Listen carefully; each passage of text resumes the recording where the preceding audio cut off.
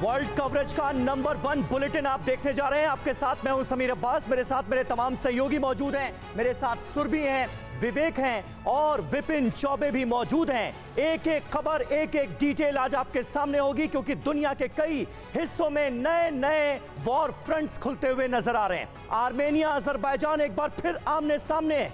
China और Taiwan में जबरदस्त तनाव चल रहा है और यह तनाव अपने चरम पर पहुंचता हुआ नजर आ रहा है। रूस यूक्रेन जंग भी अभी तक खत्म नहीं हुई है। हमले दोनों तरफ से जारी हैं। एक एक अपडेट, एक एक खबर आज हम आपके सामने रखेंगे। चीन ताइवान की तनातनी के बीच यूएस कांग्रेस की स्पीकर नैन्सी पेलोसी ताइवान का दौरा करके चली भी गई और चीन देखता रहा।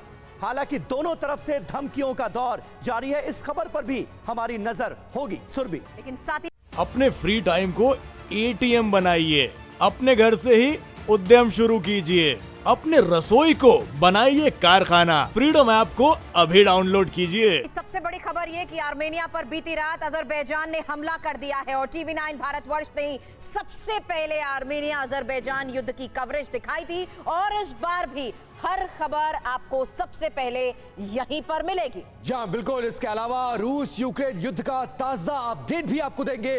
हालांकि नैन्सी पेलोसी के साउथ कोरिया दौरे के बीच अमेरिका ने एक बहुत बड़ा ऐलान किया है।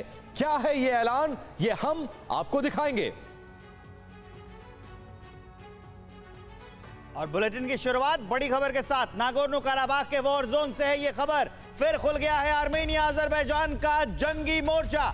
अजरबैजानी फोर्सेस ने ड्रोन से हमला किया। काराबाख में 2 जवानों के मारे जाने की खबर है। काराबाख की फोर्सेस के 14 जवान जख्मी भी हुए। अजरबैजान ने सैन्य काफिले को टारगेट किया है और ये तस्वीरें हम आपको हमले की दिखा रहे हैं। एक दूसरे पर हमले जारी है। नागोर्नो काराबाख वो इलाका जो विवादित रहा है और दोनों देशों के बीच झगड़े का कारण है, युद्ध का कारण है। अब की बार जो हमला हुआ है उसमें 2 जवान मारे गए हैं। ये देखिए कैसे दुश्मन देशों के टैंक पर हमले किए जा रहे हैं। 14 जवान घायल हैं।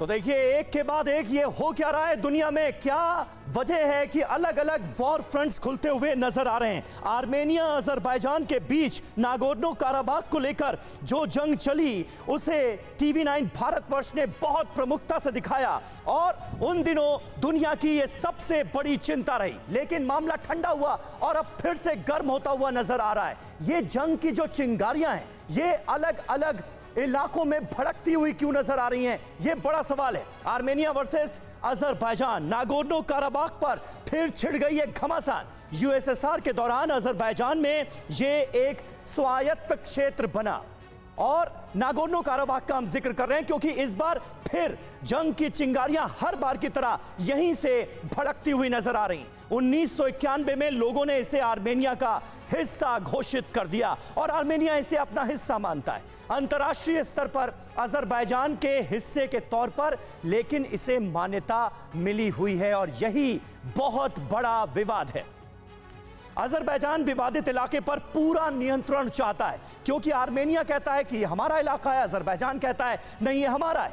30 साल से दोनों देशों के बीच यहीं पर कब्जे के लिए संघर्ष चल रहा है। एक तरह की जंग छिड़ी है। जंग की चिंगारियां जो है वो सुलगती हैं, शांत होती हैं और उसके बाद फिर भड़क जाती हैं। 2020 की जंग में 6600 से ज्यादा लोग मारे गए थे, काल के गाल में समा गए थे और अब एक बार फिर जंग शुरू हो रही है। 6 हफ्ते के युद्ध के बाद रूस ने सीज फायर कराया क्योंकि रूस आर्मेनिया के साथ रहता है और आर्मेनिया का साथ देता है। रूस यहां पर मीडिएटर की भूमिका में नजर आया 2 साल पहले और जंग रुक गई, लेकिन अब एक बार फिर चिंगारियां भड़क रही हैं। 2020 से ज्यादातर हिस्से पर अजरबैजान का ही कब्जा है।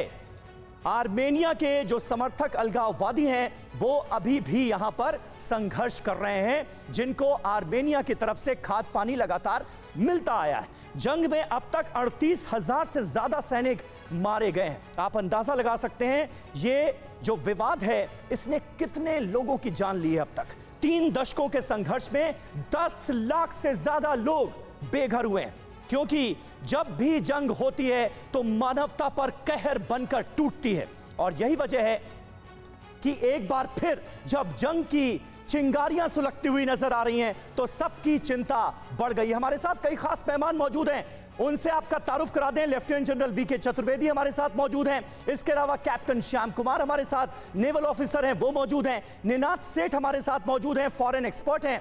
और रिटायर्ड कर्नल एमके सिंह साहब भी हमारे साथ मौजूद हैं। लेकिन अब पहला सवाल चतुर्वेदी जी मैं आपसे पूछना चाहूंगा। एक बार हम फिर देख रहे हैं जंग की चिंगारियां सुलगती हुई नजर आ रही हैं और दुनिया की चिंता बढ़ाने वाला एक और नया वॉर फ्रंट खुलता हुआ नजर आ रहा है। इस बार सबसे बड़ा रीजन क्या नजर आता है आपको इसका?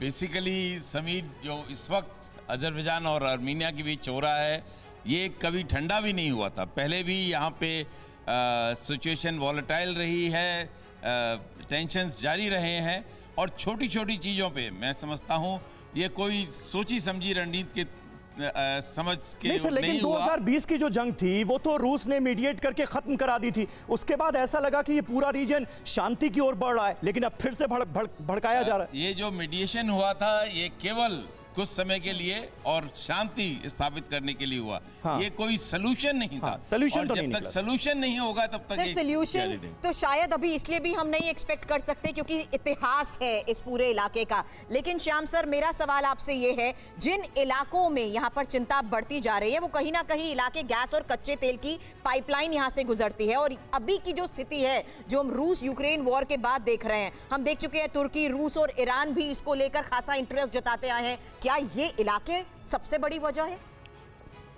देखिए, ये फ्लैश पॉइंट बहुत पुराना फ्लैश पॉइंट है और ये जॉर्जिया, ईरान, टर्की या आप आर्मेनिया और अजरबैजान ले लें तो ये एरिया जो है ये पहले तो रूस के यूएसएसआर के पार्ट थे, जॉर्जिया और ये तीनों, और अब ये अलग हुए हैं तो एक संप्रभुता इनकी अपनी बनी है। लेकिन रशिया उस क्षेत्र का एक अपने को एक अघोषित सम्राट मानता है। उस एरिया का जो यूक्रेन में भी वो जो रीजन कहते हैं डीनोटिफाई करना या एक साम्राज्यवाद। लेकिन आज के टाइम में यहाँ पर एस्केलेशन होना किस तरीके से चिंता को बढ़ाता जा रहा है, इसके बारे में आपसे चर्चा करें उससे पहले एक और बड़ी खबर का अपडेट यहाँ पर दे देते हैं कि आर्मेनिया और अजरबैजान में जिस तरीके के भीषण जंग के आसार बने हुए हैं वो चिंता आखिर क्यों बढ़ा रहे हैं। अजरबैजान बॉर्डर पर टैंक्स की ये मूवमेंट देखी गई है। ड्रोन अटैक के बाद अजरबैजान का ये आरोप है, पहले आर्मेनिया की तरफ से हमला हुआ है और जवाबी कार्रवाई में इस हमले को नाकाम भी कर दिया गया है। तो बड़ी खबर इस बीच और साथ ही जो हालात अभी बने हुए हैं उसको लेकर ये बड़ा अपडेट। इस बीच एक और बड़ी खबर आ रही है, उसका रुख कर लेते हैं। अजरबैजान के हमले में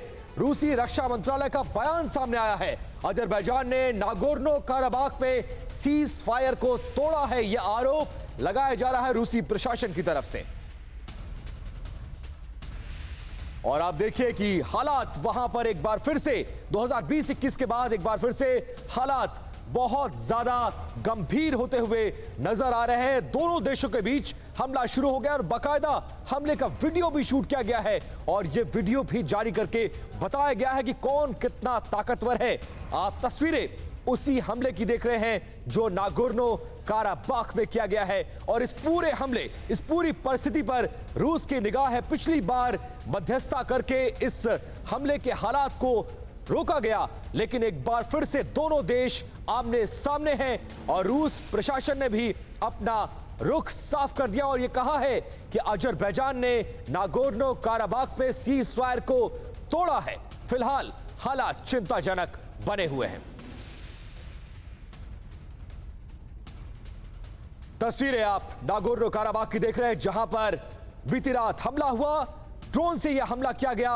हमला करने के बाद इसका बाकायदा वीडियो भी शूट किया गया। सर, पिछली बार जो हमने देखा उस हालात से दोनों देश बच निकले, लेकिन अब जिस तरह से सीज फायर को तोड़ा जा रहा है, रशिया की निगाह है और शायद इस बार रशिया की भी दोनों देश ना माने। क्या होगा, किस तरफ बढ़ रहे हैं दोनों देश, और क्या आपको लग रहा है कि एक बार फिर से युद्ध के हालात वहां पर हो चुके हैं, युद्ध होकर रहेगा? देखिए, आपने जैसा पहले बताया, यहाँ पे जो प्राकृतिक संपदाएं हैं, इतनी ये इलाका इतना रिच है, इसके कारण यहाँ पे तनातनी शुरू से रही है। और आज जैसा रुख आपने देखा रूस का, वो तो हमेशा अजरबैजान के आर्मीनिया के साथ है, नॉट अजरबैजान के साथ। अजरबैजान के खिलाफ तो हमेशा वो उगलता रहता है।